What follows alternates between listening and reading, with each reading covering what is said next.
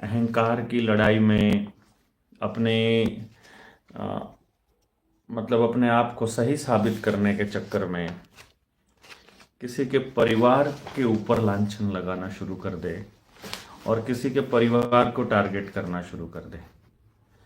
ऐसे लोगों के लिए आप क्या कहेंगे? मैं जस्ट आपसे पूछना चाह रहा हूं कि ऐसे लोगों का क्या करना चाहिए, क्योंकि मैंने तय किया है ऐसे लोगों को माफ करना।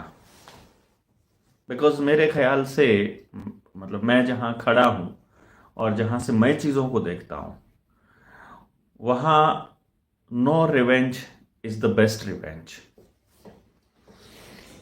और जिस चीज के नाम पर वो बकवास करते हैं, जिस चीज के नाम पर वो हमारे परिवारों को घसीटते हैं बीच में, उसको साबित करके दिखाने में हम लोग ज्यादा यकीन रखते हैं, बजाय इसके कि खाम खा के सिर्फ बात की जाए। हम ग्रुप ग्रुप खेलना नहीं जानते हैं, हम इशारों में बात करना भी नहीं जानते हैं, हम काम करना जानते हैं। हमने काम ही किया है और हमारे काम किए हुए को उन्होंने खाया है, और अब खाने नहीं दे रहे तो अब वो लोगों को शिकायत कर रहे हैं कि धंधा चौपट हो गया। ईमानदारी से काम करने में जब मतलब नहीं भरा है, इतना इतना किया उनके लिए और फिर भी नहीं भरा, और अब वो कहते हैं अब धंधा चौपट कर रहा है किसी। तो वहां मुझसे संपर्क करके एक साथी ऐसे आ गए जिन्होंने कहा कि मैंने डॉक्टर साहब ट्रेनिंग तो नहीं ली हुई, लेकिन मैंने ये काम किया हुआ है और मैं ये ऐसे करके ग्राउंड पे काम करता हूं, तो क्या मैं आ सकता हूं? तो मैंने उनको बोला कि ठीक है, आप आ जाइए। एक साथी मिले हमें, एक वहीं उसी ट्रेनिंग के अंदर। अच्छा, जो साथी सेकंड लेवल की ट्रेनिंग में थे वो इसके गवाह हैं, तो वो बता भी सकते हैं कि मैं कितना सच बोल रहा हूं और इस बात में कितनी सच्चाई है। उसने कहा कि मैं जैसे, क्योंकि मुद्दा हम लोग इस टाइम पर जो मुद्दा है जो मैं अभी बात कर रहा हूं, वो इस मसले पर है कि आपने कितने लोगों को राहत दिला दी। जैसे हमने अपनी वीडियोस में खूब कहा था कि आपका कर्जा हम उतारेंगे। अवैध रुपए में तो हम आपका कर्जा उतार सकते हैं। अभी वीडियो चल रही है कि नहीं चल रही यूट्यूब पर? आप लिख के बताइएगा। फेसबुक वाले साथी भी बताइए, आवाज़ ठीक से आ रही है क्या? देखिएगा ज़रा, आवाज़ क्लियर है? आप एक बार थोड़ा सा लिख के बताइए, खास तौर पे यूट्यूब वाले। तो हमने कहा कि अ, मैंने उनको बोल दिया कि आप आ जाइए। तो वो साथी आ गए।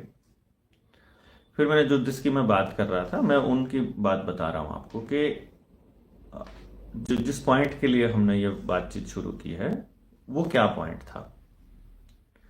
तब तक और लोग जुड़ जाएं। आप इस लिंक को आप फेसबुक वगैरह मतलब पे शेयर कर दीजिए और ग्रुप्स वगैरह में शेयर कर दीजिए, ताकि मालूम पड़े।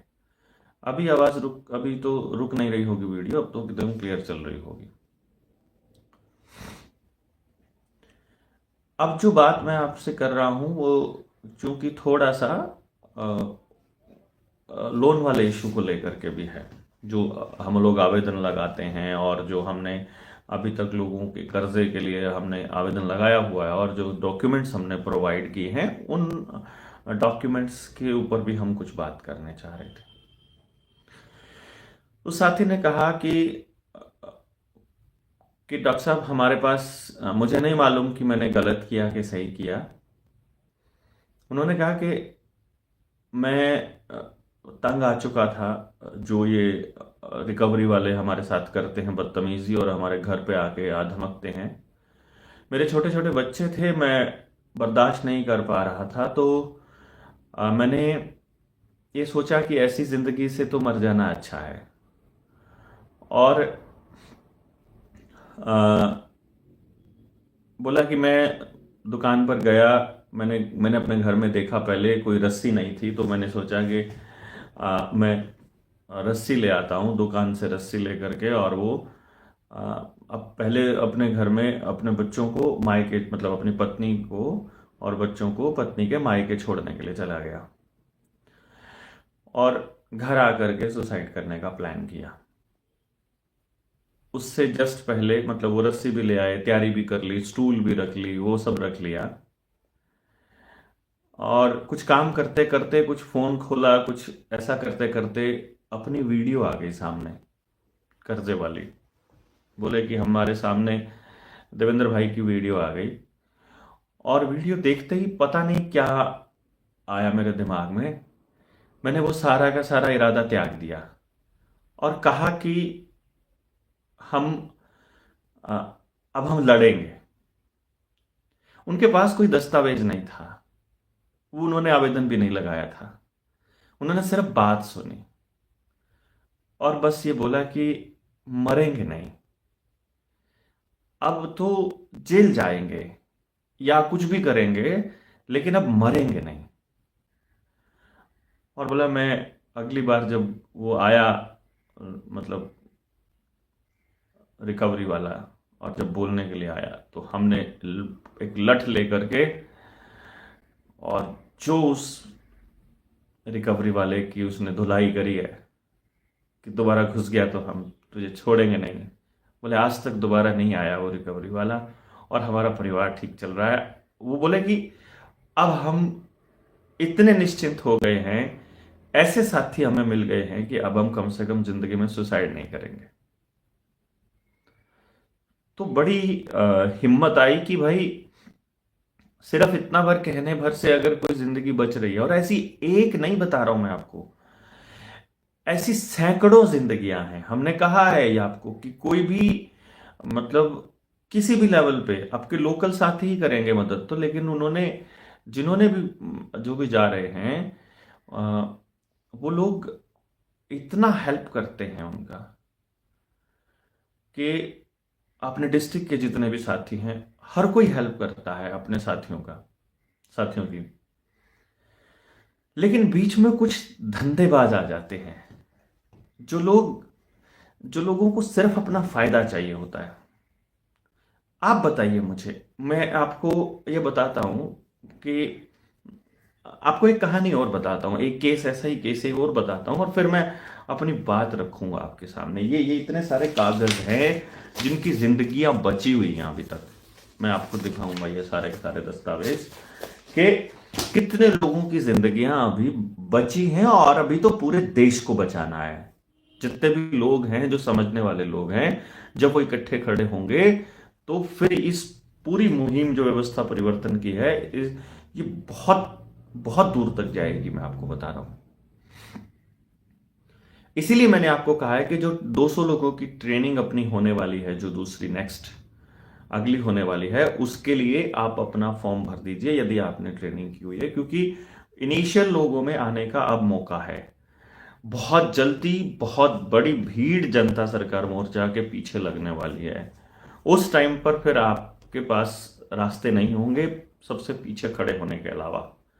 आज जो लोग मजे ले रहे हैं, जो संघर्ष में साथ नहीं दे रहे हैं, फिर ये मत सोचिएगा कि आपको प्रायोरिटी में सुन लिया जाए, फिर उन्हीं की सुनी जाएगी जो संघर्ष में साथ दे रहे हैं। तो संघर्ष के साथियों में शामिल होने का एक तरह से ये आखिरी मौका है। उसके बाद वो जो संघर्ष होगा, फिर वो भीड़ का संघर्ष होगा।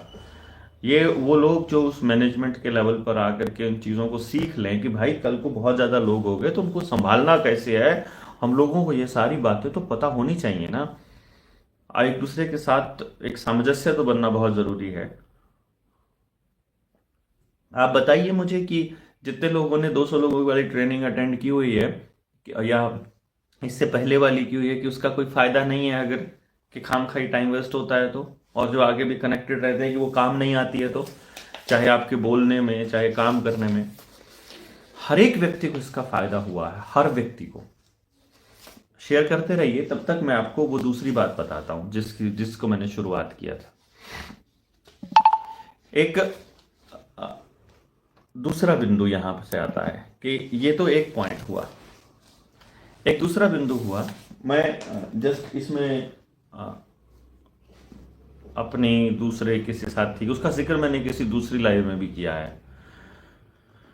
हमारी टीम का एक महत्वपूर्ण साथी किसी साथी नए किसी मिलता है, किसी नए चोर से, मतलब एक्चुअली वो मुझे कोसता रहता है, और मुझे उसने धमकी दी थी अभी थोड़े दिन पहले कि बवाल मचाऊंगा, तुझे 2 लाख रुपए देने पड़ेंगे पहले मेरे।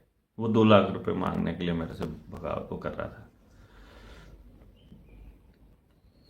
तो उसने कहा कि मुझे कहा कि अ, देवेंद्र भाई, एक ऑफर है कि करोड़ों रुपए,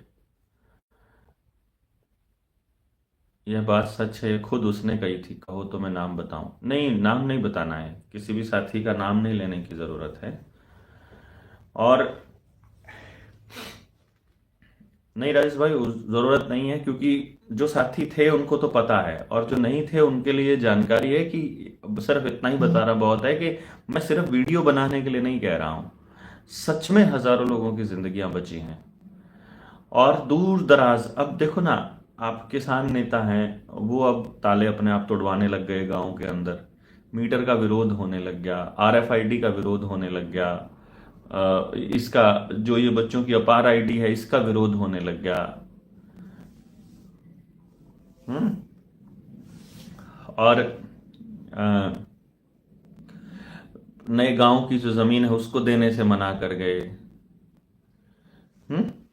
लोग अपनी जमीनों पर खुद कब्जा करने, मतलब अपने गांव की जमीन बचाने की लड़ाई लड़ रहे हैं। ये थोड़ी बड़ी बात नहीं है, ये छोटी बात नहीं है, ये बहुत बड़ी बात है हमारे लिए कि लोग जागरूक हो रहे हैं। लोग अनाज सुरक्षित कर रहे हैं, बीज सुरक्षित कर रहे हैं, गोवंश को बचाने निकले हैं।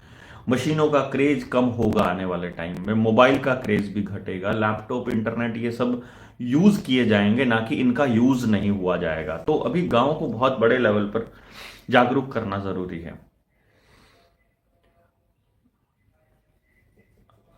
तो जिन लोगों को कमीशन चाहिए ना, उनके लिए नहीं है ये मोर्चा। मैं आपको इसलिए बताया मैंने कि भाई, एक एक मैं आपको बताऊं कि आ, जिनको आना है उन लोगों को रविंदर भाई के नंबर पर व्हाट्सएप करना है, अपना नाम, पूरा पता, और साथ में ये कि हम ट्रेनिंग में आना चाहते हैं, ऐसा लिख करके।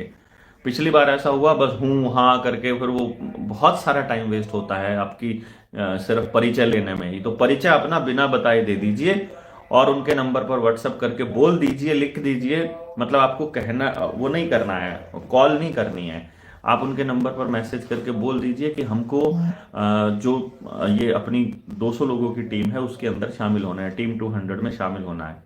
नंबर है 7700006900।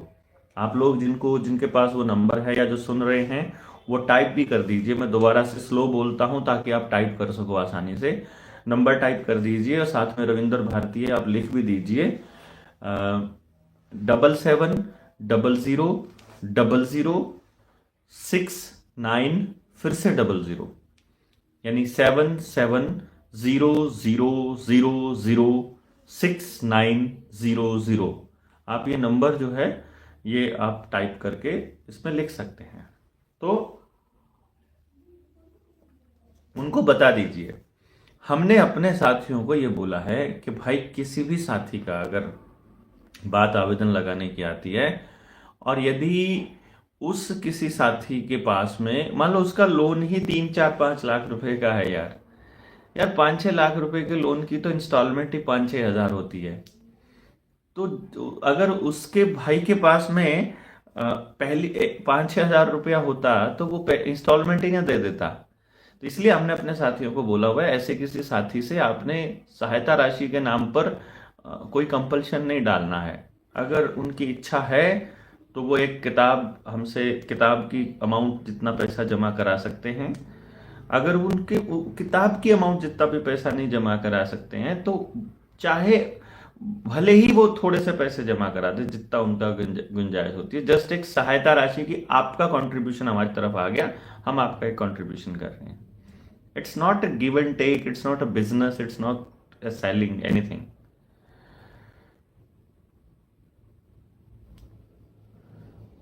कौन लिख रहे हैं भाई? उन्हीं से पूछो भाई। हम किसी का साथ हमने नहीं छोड़ा है, ना ही हमने किसी का साथ छोड़ा है, ना ही हमने किसी का पकड़ा है। हम अपने रास्ते पर चले हुए हैं, जिसको इस रास्ते पर चलना है वो साथ आ जाए, जिसका रास्ता बदल गया है वो चला जाए। और हमसे हमारे बारे में तो आप पूछ सकते हैं, किसी और के बारे में हमसे क्या पूछेंगे? हम उन्हीं के बारे में बताएंगे जिनके बारे में अभी आपको बताने के लिए हमने कॉल किया है, ये लाइव किया है। मैं जो आपको बताने की कोशिश कर रहा था वो थी एक ऐसी बात जिसमें हम ये बताना चाह रहे थे। ये कौन है भाई वायरल एजेंट? ये बोल दिया ना मैंने आपको, बार बार सेम मैसेज लिखोगे तो फिर कोई फायदा थोड़ी ना है। 50 बार भी लिखोगे तो भी कोई फायदा नहीं। जो लोग गवर्नमेंट जॉब में हैं वो हमें अर्थ से सहायता कर सकते हैं। जो लोग हमारे साथियों को भेज सकते हैं, अपने गांव के लोगों को जागरूक कर सकते हैं। क्योंकि जो गवर्नमेंट जॉब में लोग हैं उनको समाज के लोग थोड़ा बहुत इंटेलिजेंट समझते हैं। अभी वही सोचते हैं कि इंटेलिजेंट आदमी नौकरी पे लगता है, नया नया लगा तो पेपर पास करके लगा होगा। वो साथी अगर बात समझ गए हैं तो आप बताइए अपने गांव वालों को कि हम सरकारी नौकरी वालों की मदद के लिए हमारी सरकारी नौकरी वालों की मदद से आ, अपने समाज को बर्बाद किया जा रहा है। इसके अंदर सरकार द्वारा, स्टेट की सरकार द्वारा, सब द्वारा। एजुकेशन की ट्रेनिंग कोई कंपल्शन नहीं है। अगर आपने जेएसएम की कोई भी ट्रेनिंग अटेंड कर रखी है तो आप इसमें आ सकते हैं। जिन्होंने नहीं कर रखी है, अगर वो सेल्फ डिसिप्लिन्ड लोग हैं तो रविंदर भाई को बता देना आप। मान लो कोई ये भी कहता है कि कोई साथी ये कहता है कि मेरे पास पैसे नहीं है, तो वो भी रविंदर भाई को बता देना। पिछली जो ट्रेनिंग है वो भी काफ़ी पीछे रह गई थी, उसमें भी काफ़ी शॉर्ट रह गया था, हमारे पास फंड्स की कमी रह गई थी। हर बार ऐसे ही रहता है, लेकिन फिर भी हम रुकते नहीं हैं। अभी हमारे पास बहुत सारे एक्सपेंसेस हैं जो हमको पूरे करने हैं। पहला है पीआईएल का, जिसमें हमारे पास पहली कॉल तो आ गई है कि अभी 5 लाख रुपए जमा कराने हैं वकील के पास। और मैंने गौरव भाई से पूछा कि ये जो जागरूक समाज मंच वाला है जिसमें हम लोग आवेदन के सहायता राशि मंगाते हैं, उसमें कितना पैसा पड़ा है? तो बोलते हैं जी 19,000 रुपया पड़ा है। तो मैंने कहा चलो बढ़िया है। हाँ, कोई बात नहीं। अब इसको हम पूरा करेंगे। फिर हमें मूर्तियों का ऑर्डर करने के लिए भी फंड्स की ज़रूरत पड़ेगी। और हमने जो बुक्स छपवाई थी उनकी भी पेमेंट अभी करनी बाकी है। तो आप सब लोगों से भी गुजारिश है, जो लोग हमें मदद करना चाहते हैं, आप लोग बुक्स ऑर्डर करके आप हमें मदद कर सकते हैं। या फिर आप ये बुक्स जो हैं ये मतलब या फिर आप हमें डोनेट कर सकते हैं। अगर पूरे 1350 रुपये आप नहीं जमा करा सकते हैं तो 100, 200, 20, 50, 100 जितना भी, 500 जितना भी आप हेल्प कर सकते हैं वो। ये लाइव मैंने शुरू इसलिए किया था कि हमारे अभी हमने एक फॉर्म लॉन्च किया था जिसमें स्कूल जो है वो खोलने की प्लान कर रहे थे आशीष सबास। तो आशीष भाई के नेतृत्व में वो स्कूल का प्लान, उन्होंने कहा कि यार जो जनता सरकार मोर्चा के जो साथी हैं, जिन्होंने जो दिन रात लगे हुए हैं, कम से कम वो साथियों के बच्चों के लिए तो एक इंतज़ाम हो जाए जो एक जगह पर रह सकें। तो हमने कहा कि ये भी अच्छा आइडिया है और आप इसको शुरुआत कर सकते हो, क्योंकि हमें तो शिशुकुल शुरू करना है। और फिर जहाँ भी ज़रूरत पड़ेगी हम बच्चों के ब्रेन को उस तरीके से स्टडी करके उसके हिसाब से हम लोग आगे बढ़ सकते हैं। और ऐसे लोगों की मदद से मतलब जब ये बच्चे यहाँ से कुछ करेंगे 1 साल बाद, तो लोगों को ये हेल्प हो जाएगी। हमने इस डिस्क्रिप्शन में ना एक दिया हुआ है,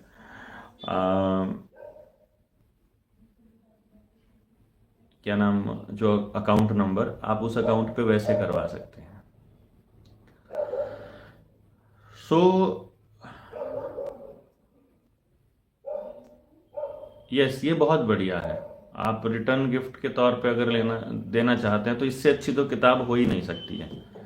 अभी जो हमारे पास बुक आई है, यदि आपने पहले बुक हमारे पास ऑर्डर कर रखी है तो हमारी जो नई किताब आई है, जो हमने नया प्रिंट किया है, वो वाइट पेपर पर है, ग्लोसी पेपर पर। वो काफ़ी साफ है, मतलब एकदम से जो डॉक्यूमेंट्स हैं, जो फोटोकॉपी वाले डॉक्यूमेंट है, वो तो थोड़े बहुत धुंधले आएंगे, अदरवाइज बाकी प्रिंट तो एकदम परफेक्ट है, उसमें अब कोई दिक्कत नहीं है। तो किसी की किताब अगर आपके पास है तो उसके लिए आपको पूरे 1350 रुपये जमा नहीं करने पड़ेंगे। आप सिर्फ उसकी ढुलाई और प्रिंटिंग वाला खर्चा, यानी उस आप उस किताब को भी रखिए और अगली किताब के लिए मात्र 600 रुपये में आप उस किताब को मंगवा सकते हो अपने पास में, जो दूसरे वाली है। और तो जो हमने ये स्कूल वाला जो इंसिडेंट था, इसमें हमने एक फॉर्म जारी किया था कि आप लोग फॉर्म भर दीजिए। तो जो दुश्मन गैंग है, जिन्होंने मतलब स्पेशल अपनी देवेंद्र बल्हारा के ऊपर डिस्कशन करने का एक अलग ग्रुप बना रखा है, गौ माता के नाम पर लोगों को जोड़ते हैं और बोलते हैं कि ये ग्रुप जो है वो देवेंद्र बल्हारा के को डिस्कस करने के बारे में है। और ऐसा कबाड़ उन्होंने डाला है हमारी फैमिली के बारे में, मतलब उस पूरे डिटेल में आपको क्या ही बताऊं, मतलब मुझे तो लग नहीं रहा। फिर मुझे लगा कि no revenge is the best revenge. ऐसे लोगों को माफ कर देना बहुत अच्छा रहेगा, क्योंकि किसी गंदे आदमी को गालियां देकर के भी उसका प्रचार करना बड़ा गलत है। इतने घटिया हो जाएंगे वो लोग जो देवेंद्र भाई सारा दिन करते रहते थे, वो अब इस तरह से लोगों को प्रोवोक करेंगे, लोगों को उकसाएंगे हमारे खिलाफ बोलने के लिए और गंदगी फैलाने के लिए। ऐसी उम्मीद नहीं थी, क्योंकि उनसे उम्मीद थी कि वो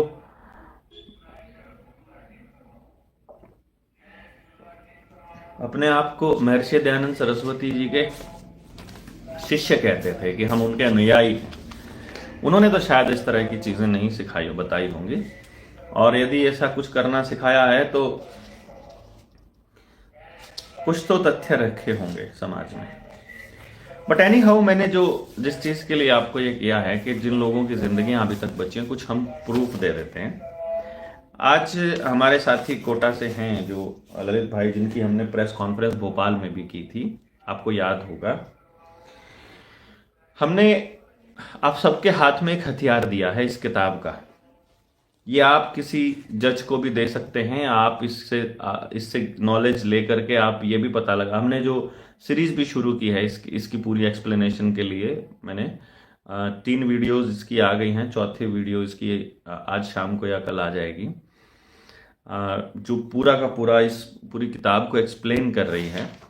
तो उनका आज मेरे पास मैसेज आया कि उन्होंने जो हेमंत कुमार वाला केस है कोटा में, मतलब कोटा की CJM कम 1 फर्स्ट क्लास जो अदालत है, उसमें एक ये जो केस है, इस केस की मैं बात कर रहा हूँ अभी। आज की केस की बात है 14/2/2025।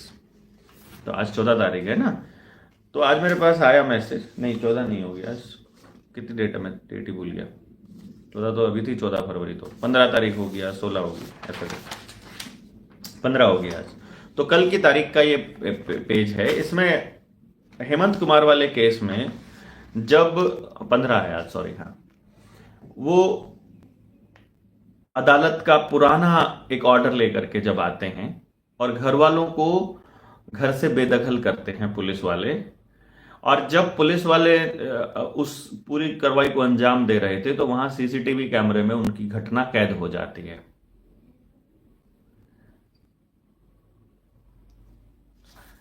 और जब वो घटना कैद हो जाती है तो उस टाइम पर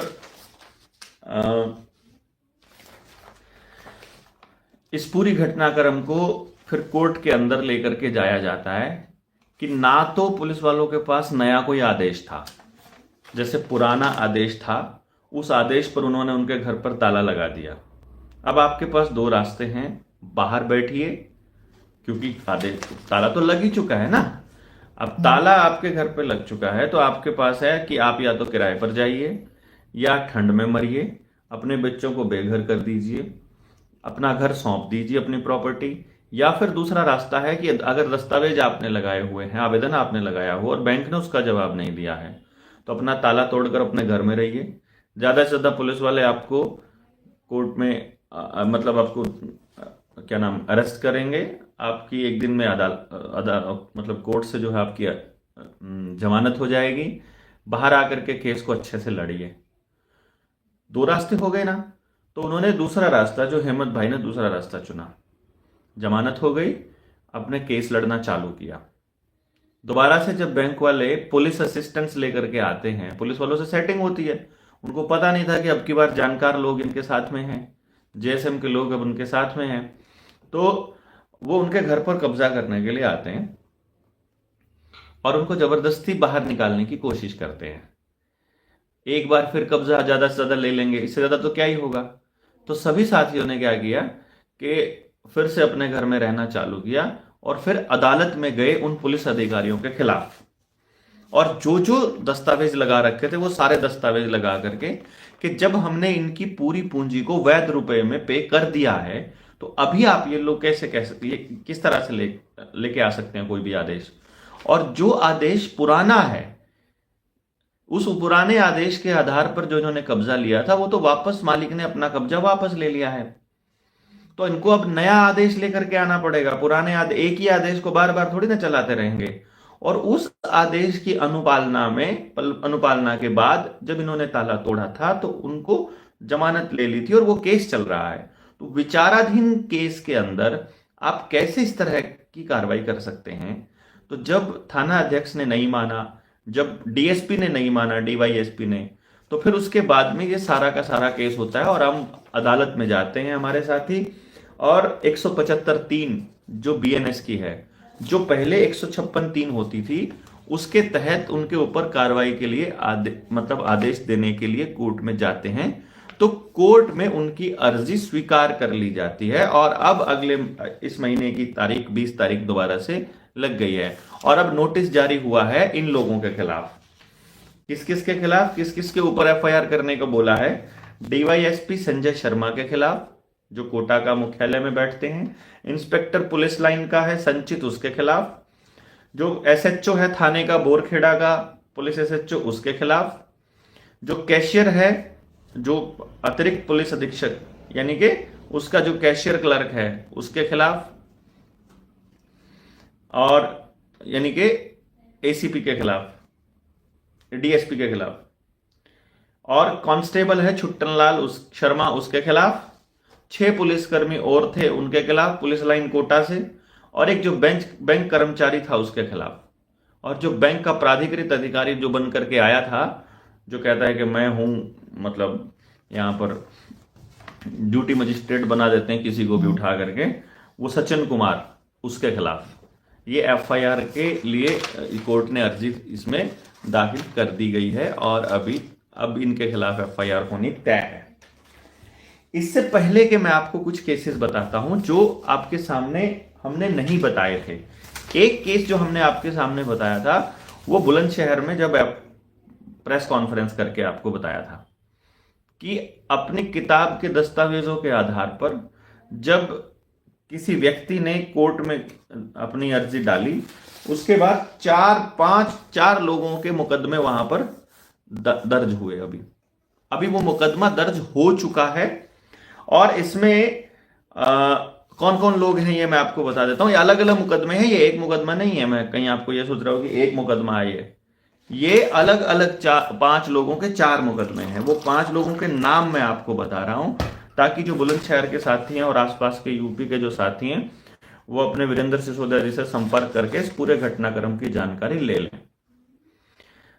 राकेश यादव, सर्वेश, अवनीश, ब्रिजेश, जयप्रकाश यादव, इनके केस में क्या क्या हुआ है अभी तक मैं आपको बता रहा हूं। कोर्ट ने ये जो पहला है, महाप्रबंधक गवर्नर रिजर्व बैंक के गवर्नर को नोटिस भेजा है, सम्मन भेजा है आने के लिए। नेक्स्ट, इसमें वित्त सचिव वित्त मंत्रालय, इसको नोटिस भेजा है। उप जिलाधिकारी तहसील, तहसील के जिलाधिकारी को यानी कि एसडीएम को भी भेजा है। जिला कलेक्टर,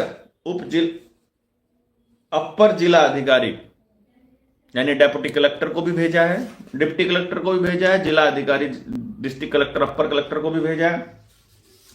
मदर ब्रांच शाखा bank of Baroda, novelty road Khurja, जिला बुलंदशहर, यहां इसको भेजा है। शाखा प्रबंधक जो बैंक का मैनेजर है जिसने ये सारी कार्रवाई की थी बाय नेम, उसके खिलाफ गई है।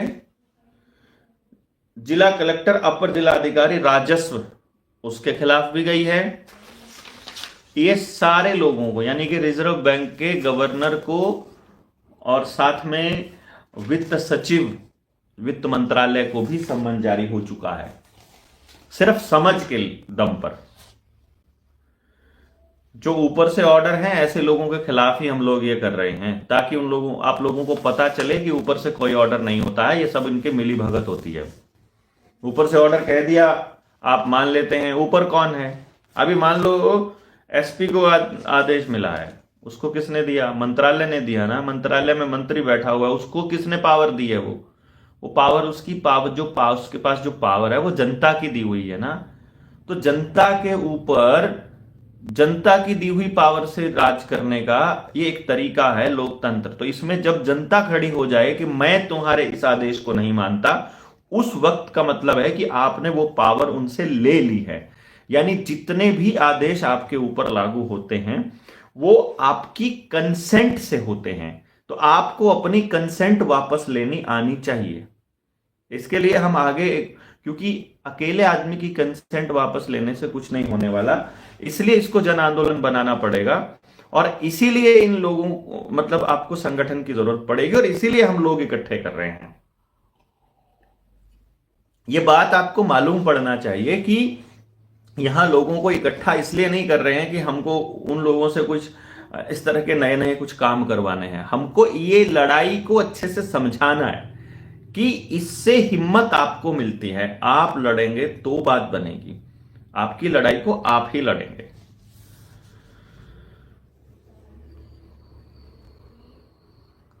भाई गाड़ी उसी को तय करना चाहिए ना। जब मुद्दा जो चल रहा है उसी पे कुछ बात लिखोगे तो बात बनेगी। हम बात कर रहे हैं जिस इशू की, उस पर उठा के कुछ और ही बात चालू कर देते हो आप। इस तरह से नहीं भैया। 24/1/2025 का ये आदेश, इस पे स्टैंप भी लगी है। OIGS नीचे देखो जरा, OIGS on India government service वाली भी स्टैंप लगी है। डिस्पैच कलेक्टर डायरी में, डिस्पैच डायरी कलेक्टर राजकोट। इसमें डीसी ने बैंक को आदेश दिया है कि जो आपसे आवेदन दिया गया है, जब तक उस आवेदन का जवाब ना आ जाए तब तक आप कोई कार्रवाई किसी कब्जे की नहीं करोगे, और जब तक ये संतुष्ट नहीं हो जाए। देखो, अगर एक डेप्यूटी कलेक्टर दे रहा है तो सभी को देना चाहिए वो आदेश, यदि वो जनता के हित में है तो। और इसका मतलब उस कलेक्टर को मालूम है कि अगली कार्रवाई तब तक नहीं हो सकती जब तक पिछले सवालों के जवाब, डिस्प्यूट्स क्लियर नहीं हो जाते। जो भी उस ट्रेनिंग है भाई 8 तारीख से 14 तारीख तक, जो 200 लोगों की जो टीम 200 की ट्रेनिंग है वो 8 तारीख से लेकर 14 तारीख तक है मार्च में। पहले हफ्ते में, दूसरे हफ्ते में ये प्लान किया है। अच्छा, गूगल फॉर्म में क्या लिखा था? अच्छा, तुमको हमारी फैमिली के बारे में सब गंदगी चाहिए कि क्या लिखा था? जब इतना बता दिया कि जितना गंद लिख सकते हो उतना गंदगी लिखी थी, ठीक है ना? ये पता लग गया, अब खुशी हो गई, मजा आ गया। मजे लेने होते हैं ना तुम लोगों को तो, कि अगले के परिवार के साथ में कितनी बुरी बन रही है, वो अपना रोना रोएगा तुम्हारे सामने और कहेगा कि हमको बचाओ बचाओ। ये सब नहीं करने हैं। ये तो हम आपको बता रहे हैं भाई कि वो लोग कितनी गंदगी पे आ गए हैं। हमने कर दिया माफ उनको, और हमने उनके साथियों को भेज दिया कि तुम जो कर रहे हो, तुम्हारे जो आका तुमसे जो करवा रहा है, जो कह रहा है हमारा धंधा चौपट हो गया, उनको हमने बता दिया। ठीक है, तुम चिंता ना करो। ये श्रीमती जिग्ना M खेतानी वाला केस था राजकोट में।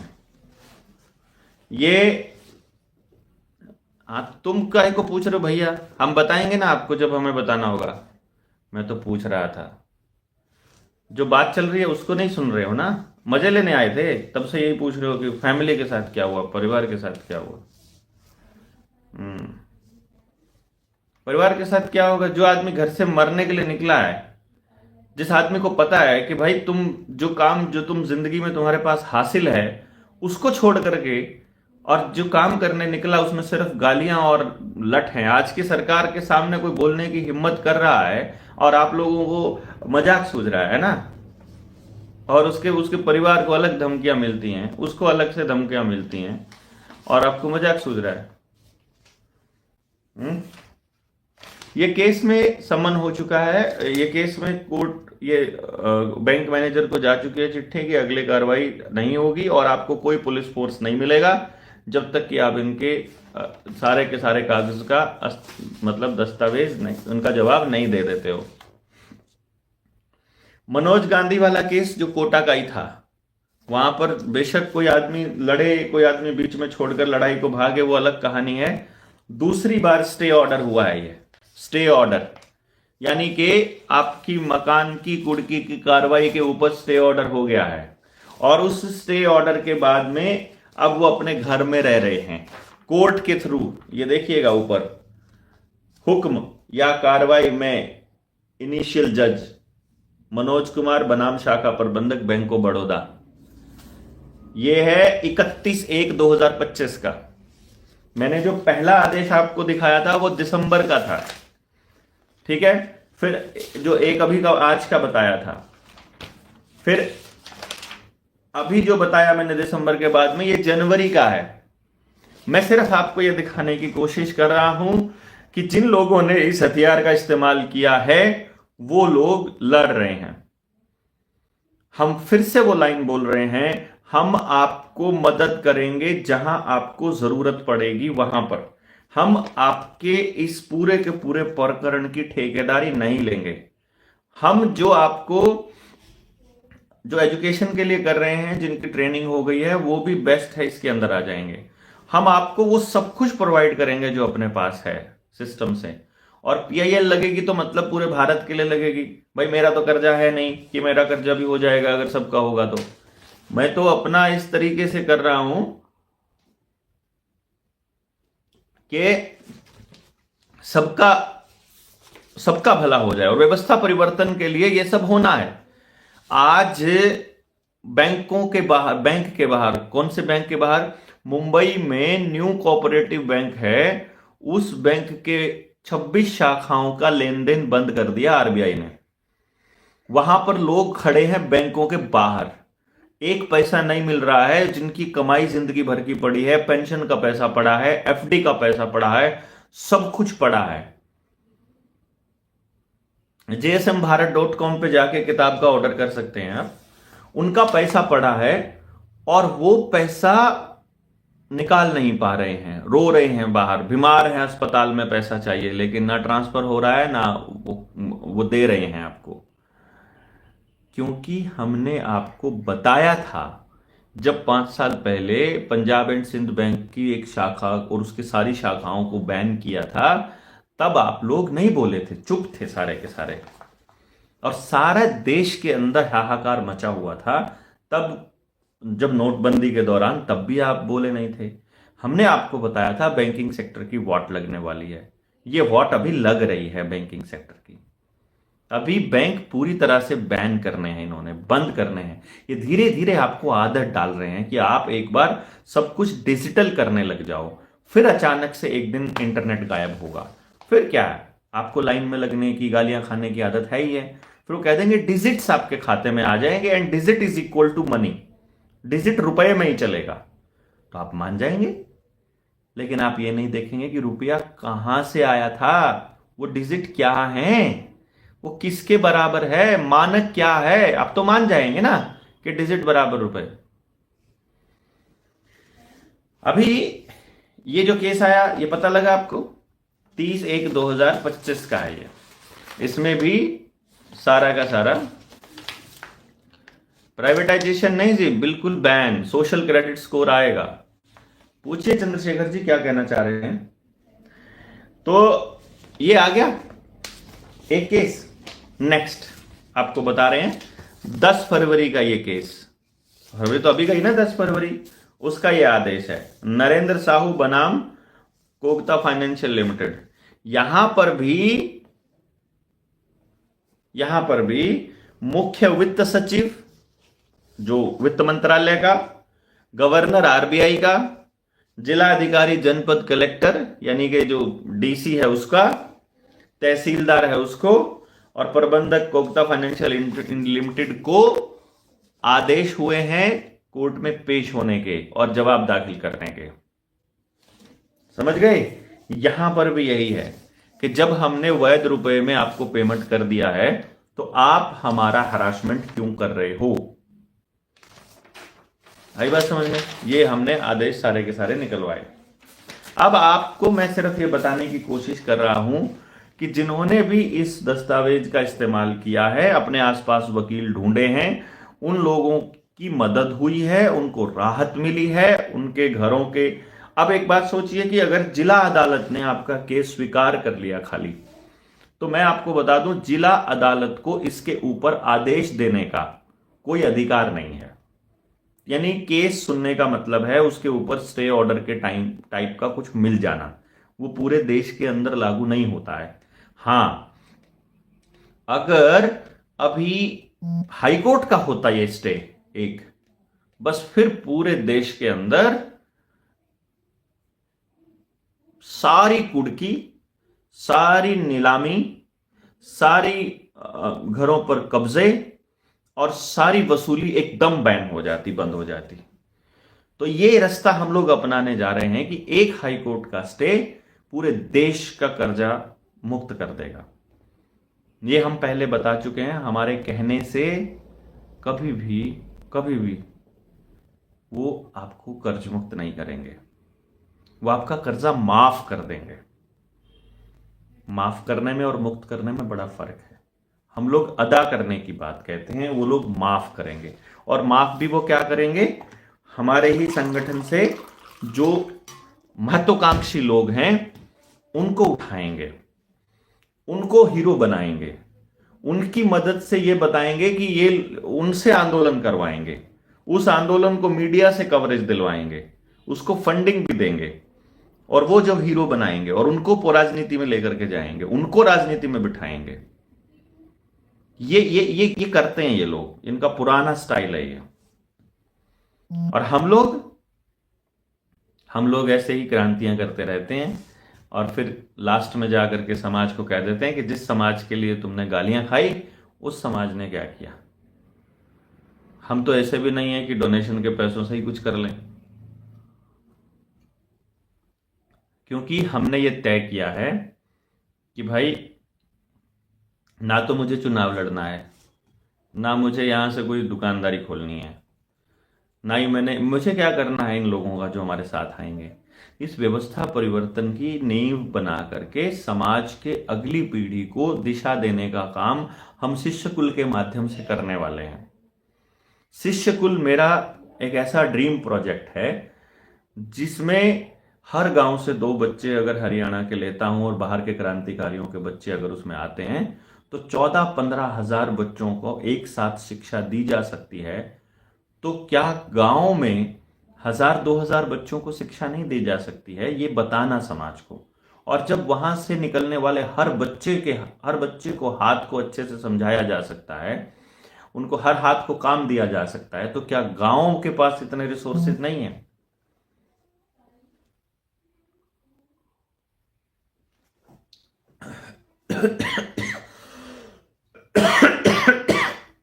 एक बैंक नहीं बंद हो गया भाई,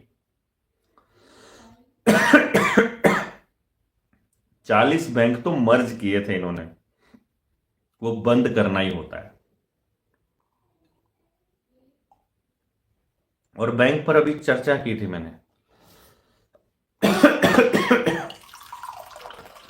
तो इसलिए जो मैं आपको बता रहा हूं,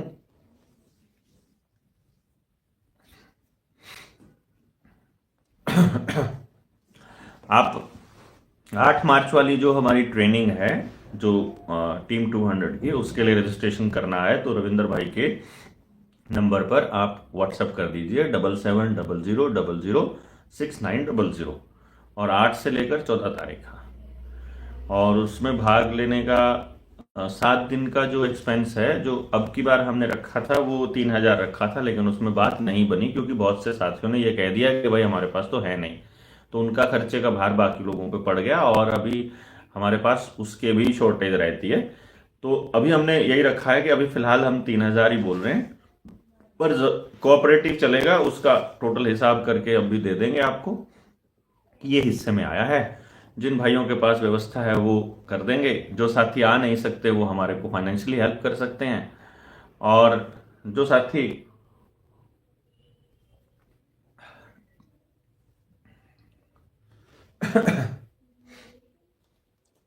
हमको जिस भी तरह से मदद कर सकते हैं उनको करना चाहिए।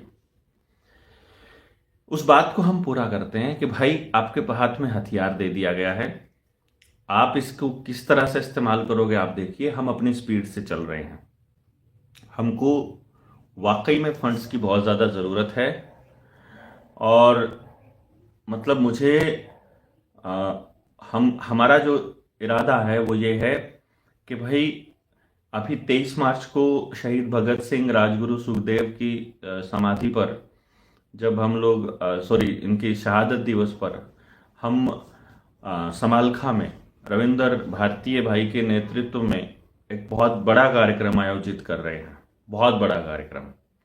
तो उसमें हम उनके एक तरह से उनके स्टैचू की स्थापना हम लोग करने जा रहे हैं, उनकी प्रतिमा स्थापित हम लोग करने जा रहे हैं, क्योंकि वहाँ उनकी यादगार में कोई ऐसी प्रतिमा भी नहीं है। और साथ में कोशिश करेंगे कि जो हरियाणा के जितने भी क्रांतिकारी साथी शहीद हुए हैं उस आज़ादी की लड़ाई में, आज़ाद उसी दौर में, भगत सिंह के दौर में ही, उनके भी जो यादगार स्थल उसको बनाया जाए।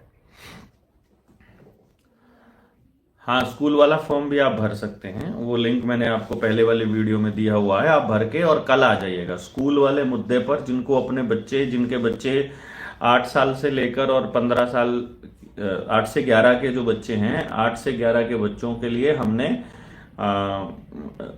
उनके पेरेंट्स को बुलाया है। जिनके फॉर्म भरे गए हैं उनको कॉल चली गई है और उनको लोकेशन वगैरह सब भेज दी गई है, तो उनकी मीटिंग कल है। वो सारे साथी अपने दी हुए स्थान पर पहुंच सकते हैं कल की ट्रेनिंग, कल की मीटिंग के लिए। उस मीटिंग में हम लोग पूरा आइडिया आप लोगों के साथ शेयर करेंगे। उस आइडिया पे यदि, हाँ 6 साल वाले भी आप आ जाइए, उस आइडिया पे यदि आप सहमत होते हैं तो फिर हम इसकी एक बेसिक स्टार्ट करते हैं, और फिर अगले साल से तो फिर रेगुलर लेवल पे करेंगे ही।